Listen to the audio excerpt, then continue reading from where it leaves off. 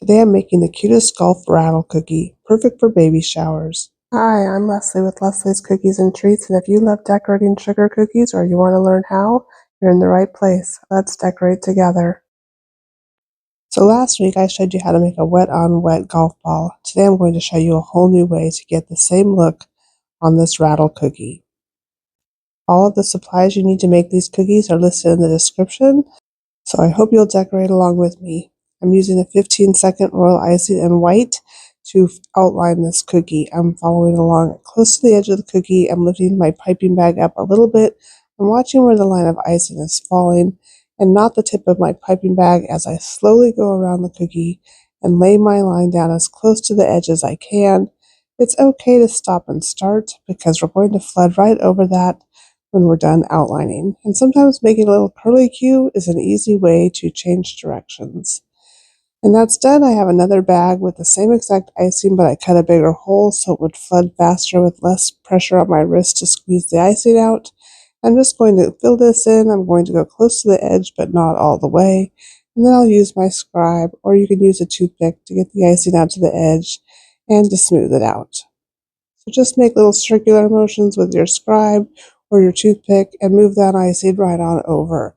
And it's really helpful to have a cookie turntable. You can get them on Amazon. They're pretty cheap.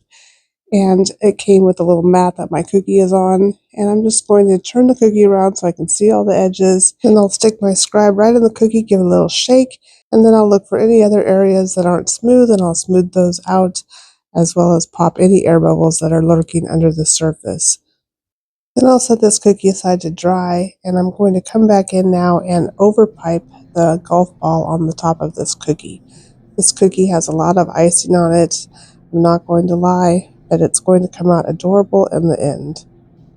So once again, we're going to touch down with our icing, lift up our piping bag, and slowly drag a line around the top of the cookie where the golf ball is going to be, and then we'll fill that in just like we did before, going not quite all the way to the edge. Instead, we'll use our scribe or our toothpick to get our icing out there.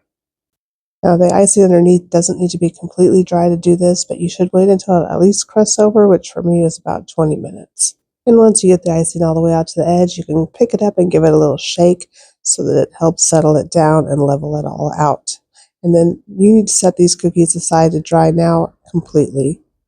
And while I waited for the cookies to dry, I made a silkscreen stencil of the golf ball divots on my Cricut, and I'm just going to put that on top of the cookie and make all of my divots that way rather than the wet on wet technique, which I showed you in the video just a few days ago. And as always, I like to do a test on a paper towel so I can see how the stencil is working and if my icing is the right consistency. If your icing is too thin, it will kind of splooge out underneath the stencil and you'll get a blurry border of your stencil design, and if it's too thick, it won't go through the stencil and leave a clean pattern.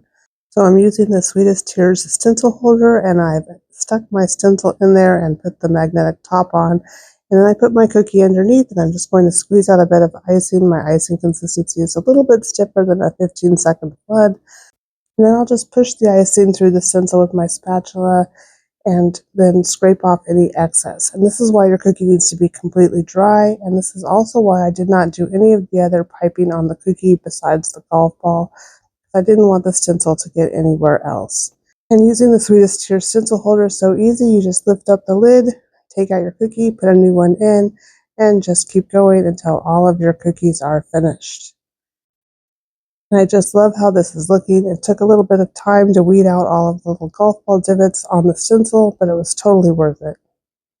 And if you don't know how to make a silkscreen stencil but you'd like to learn, I have a video tutorial on that and I'll link that in the description.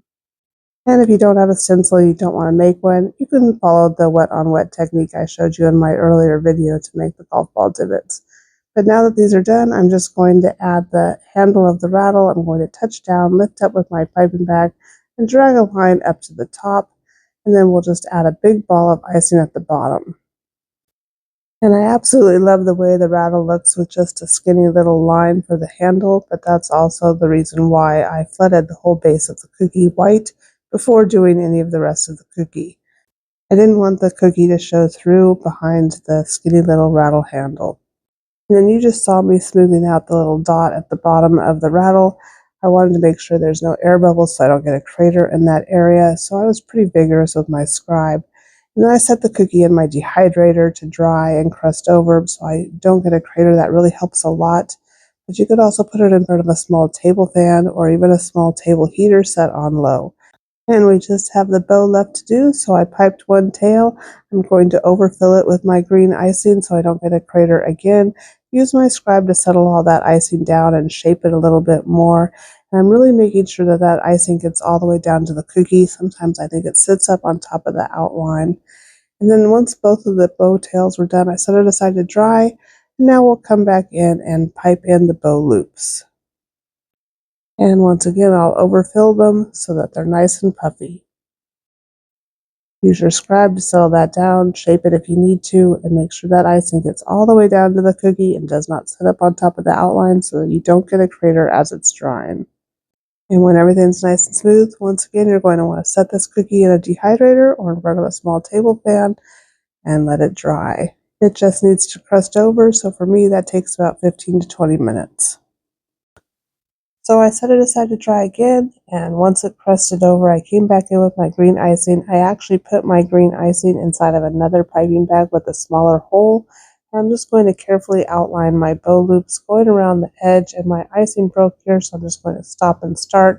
And that's okay, especially there in the center, because we're going to cover it with the knot in the middle of the bow.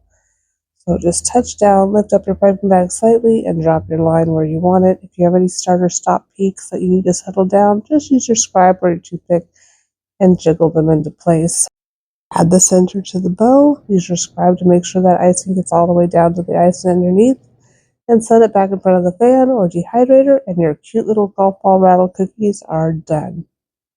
And today you've seen a different way to make the golf ball divots, and again I'll leave a link to the video for the wet on wet version. Thank you so much for watching. I hope you enjoyed this tutorial. Please be sure to subscribe so you don't miss a single one. Bye for now.